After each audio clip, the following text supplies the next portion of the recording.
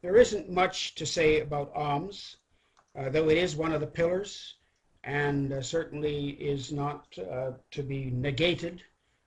In the lecture 33, we'll talk about that, but we'll also get on to fasting. Started talking about fasting. There are two kinds of alms. Zakah is the word. There is the 2.5% that is given, which is sort of 2.5. In other words, it doesn't sound like much, but Muslims are pretty strict and pretty clear on what it is. When I was serving in Pakistan and there was some implementation of Islamic law, at one point in the late 70s, they just went ahead and implemented this because it's easy to, to implement when you think of Islamic law. So that's the first thing, one of the first things they do. And they just sort of took it out of all the bank accounts. I said to them, look, hey, you guys, in the bank where I kept my bank, in Habib Bank, I said, you can't take it out of my account because I'm a Christian. And I was also the treasurer of the organization I was with, and so they said, "Oh, okay." We just sort of made this sweeping decision and took it out of everybody's bank account, including mine. But they put it back in. In 2 and 275, there is another type of giving, and that's spontaneous. Here is the word that comes from that I was telling you about before, Sadiq, which is al-Sadiq. Allah will deprive usury of all blessing. You see, usury is not the reason the interest, they cannot have interest in Islam. And when you put in Sharia law, one of the first things that goes is the idea of interest. But back to Pakistan, what they did was they did take away the word for interest, but the banker told me that they just implemented another system, which is really just changing the word. It was another system that accomplished the same thing. It says, for deeds of charity, he loveth not creatures ungrateful and wicked. So there is the other giving, which is spontaneous, where you give, for instance, to beggars. Beggars come around, and particularly on Thursday, and they ask you for things, ask you and beg you, and sometimes force you almost to give. There is that Sadiq, and Muslims believe in it. Muslims, they believe in generosity oftentimes, that I have seen, and so we cannot be stingy, but the question always is, to whom do you give? And that's the one. You don't want to give to beggars necessarily unless they're really needy. You want to give in a way that it is used in the right purposes, not for those who are taking advantage of the system. And that's quite a challenge. It is the social system of Islam. Whereas we give tithes and offerings, and that goes to the church, and our churches do various things. They hire a pastor and a music director and so on, and a young people's worker. This is how we operate. But in Islam, they have different ways, and the Shiites have different rules as to how the money is to be spent, and that's part of the problem between the Sunnis and the Shiites. So if they were to really establish Islamic law, where does it leave the Shiites? The punishments are different, the use of zakah is different, and the Shiites are left out in the cold. As the Quranic emphasis of it, it is emphasized over and over again, the giving of alms, 82 times in the Quran. Steadfast in prayer and alms. Oftentimes the messages from the mosque on Friday are about giving and about prayer. Steadfast in prayer and alms. Who receives the alms? Well, travelers. Again, this is a bit out of date because in the old days, traveling was a chore. Nowadays, through modern transportation, it's not really that bad. Even when you travel from a distance, but that's part of the thing about Islam, is that it hasn't reinterpreted itself for today in many cases. Allah's servants, those who are serving God, the Maulvis, that is the religious clerics, Hajis, those who will go on pilgrimage, or the jihad workers, those who are involved in jihad, and seekers, inquirers. In other words, someone who is showing an interest in Islam and on his way or her way to become a convert. When I was there, I can remember at one time Muslims telling me, maybe more than once, telling me, that if you become a Muslim, they said to me, we'll take care of you. In other words, you don't worry about it. You're receiving money now through the mission. And they always thought it was through the government. And I assured them that the government wasn't giving me any money. They said, we'll take care of you. Whether or not they would have or not, I don't know. But they did try to make me a convert. I remember once talking to a tall, good-looking tribal person. To be a tribal leader, you have to be tall and very extremely wealthy, filthy rich, some of these guys. Perfect English at one time, and we became friends. We knew him and talked to him. I remember him saying to me one time early in my career, Mr. Larson, he said, I have made so many Christian Muslims, so many, I've made them Muslims through his efforts. I said, well, why don't you make me a Muslim? And he looked at me and he said, Mr. Larson, you are a hard nut to crack. So, in other words, but they felt that, maybe some of them felt that if they worked hard enough, tried hard enough, maybe they could get make Mr. Larson a convert to Islam. They tried their best, but I was a hard nut to crack. They also can give to charitable organizations, and in this country, Muslims are sending money here and there, and then unfortunately, some of that money, perhaps knowingly or probably unknowingly, has ended up in organizations or in the hands of those who have used it for wrong purposes. For example, people have said, well, the government has tracked down some of this money, and then poor Muslims have been suspect. Maybe I shouldn't say poor Muslims, but it is difficult, in other words, because oftentimes the organizations that help people, like the Hamas in Gaza or the Hezbollah in Lebanon, they're also involved in terrorist activities. Even though you might not want to use that word, terrorists, they're involved in violent activities. Nevertheless, they're the ones that do the good deeds and take care of the poor. And I think that's why they often are successful that's the Hamas actually won Gaza the last election, whereas the Fatah lost out. So you are not to give it to Zimmis. Zimmis means non-Muslim. Not to give it to them. Not give it to the rich. Not give it to relatives, your relatives. Not to your spouse. Not to yourself. Not to the slave of the rich or the prophet's family. And when you look at Quran and Bible comparisons, what are some of the comparisons? Well,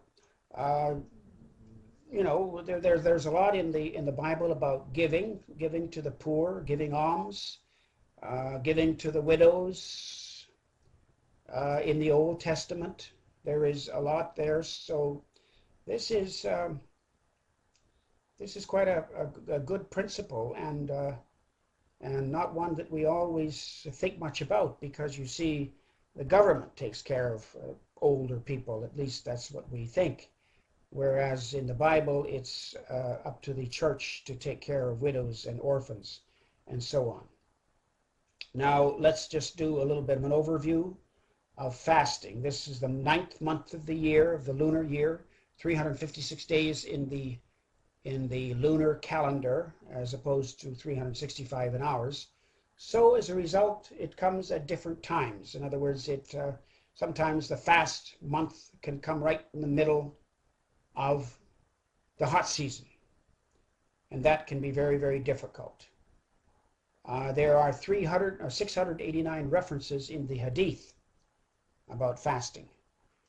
And here there is a development in the teaching of the fast in the beginning of Islam. In other words, in the early history of Islam, they adopted it hook, line, and sinker from Judaism. It was the Ashura, which was the first part of the Ashura, the Day of Atonement, when they fasted, and the 10th day of the 7th month on the Jewish calendar. But as Muhammad had a break with the Jews, then he broke away from Judaism altogether when he found out and realized the Jews were not going to accept him. I already mentioned that the time that he changed the direction of prayer from Jerusalem to Mecca, but he also changed the fast. It became Ramadan, the ninth month of the Muslim calendar year, became the fast month. And now Ashura is only just a voluntary fast.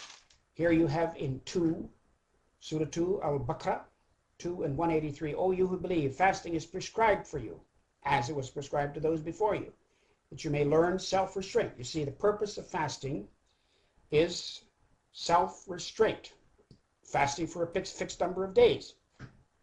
If any of you is ill on a journey, the prescribed number should be made up later. That is, in other words, when you're back in gear again. But for those who can do it, with a hardship is a ransom, the feeding of one. In other words, if you can't do it, if you can't keep the fast, then make it up by feeding someone. But he that will give more of his own free will is better for him, better for you, that you fear if only you knew. So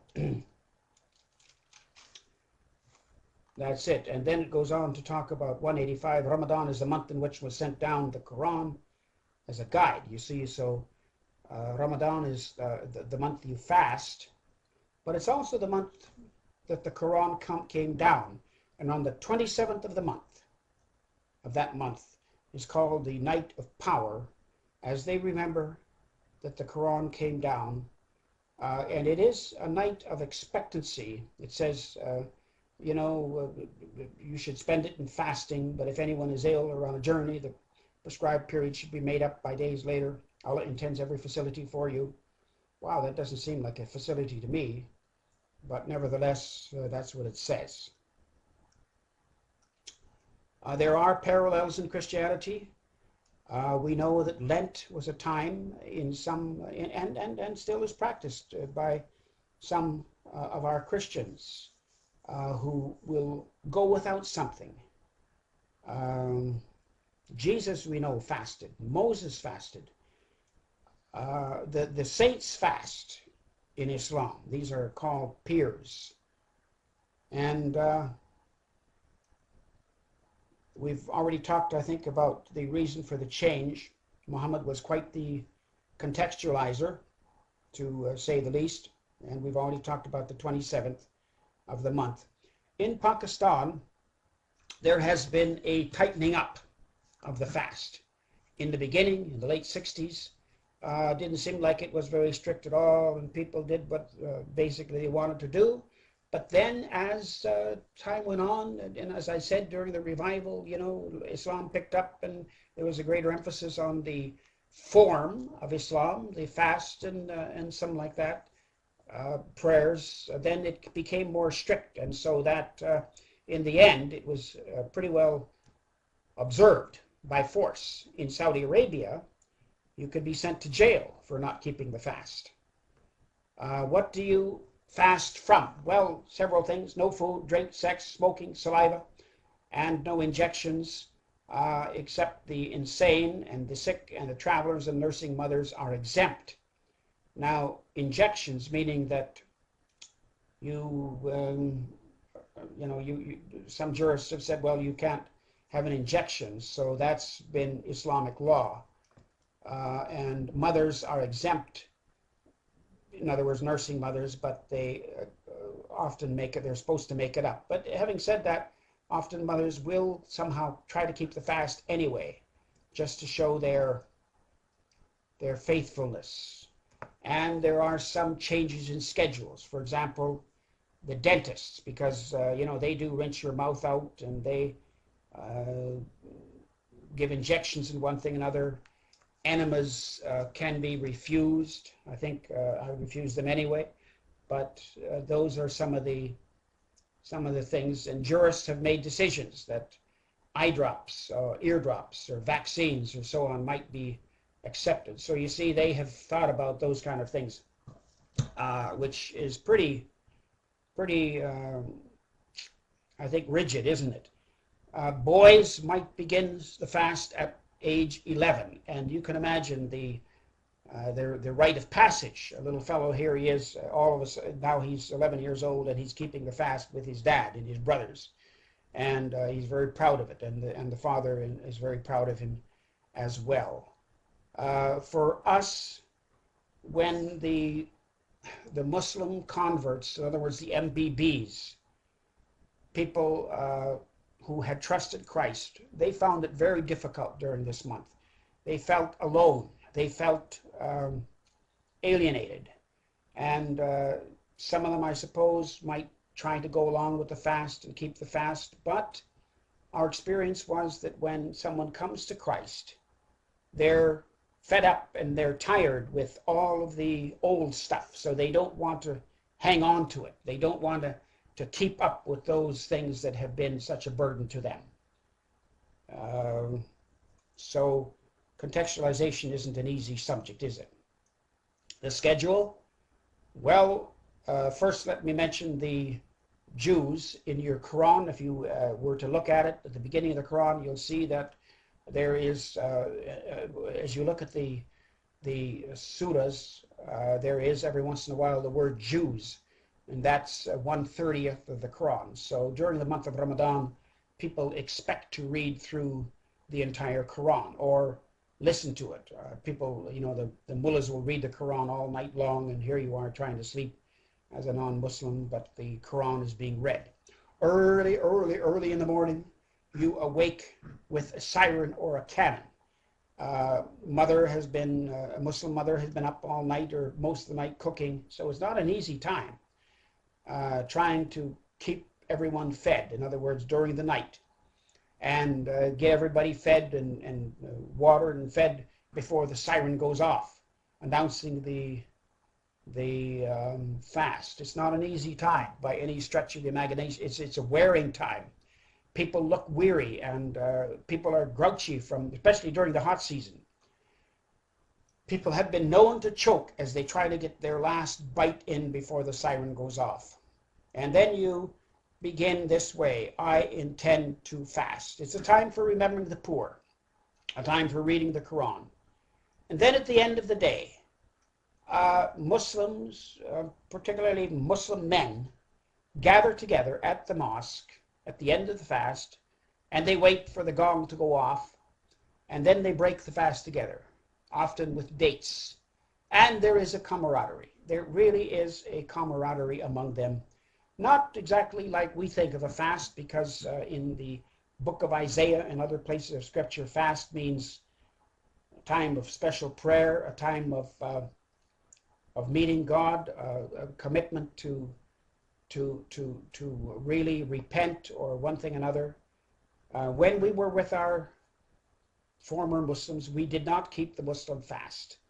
We did fast, though, in case of some special needs. For instance, if somebody was being persecuted or in trouble, or we did fast together and pray, but we did not keep the Muslim fasts as some are doing today, workers among and we tried to preach on that subject. We tried to show what fasting means in the Bible, that it's a matter of the heart more than just learning self-restraint.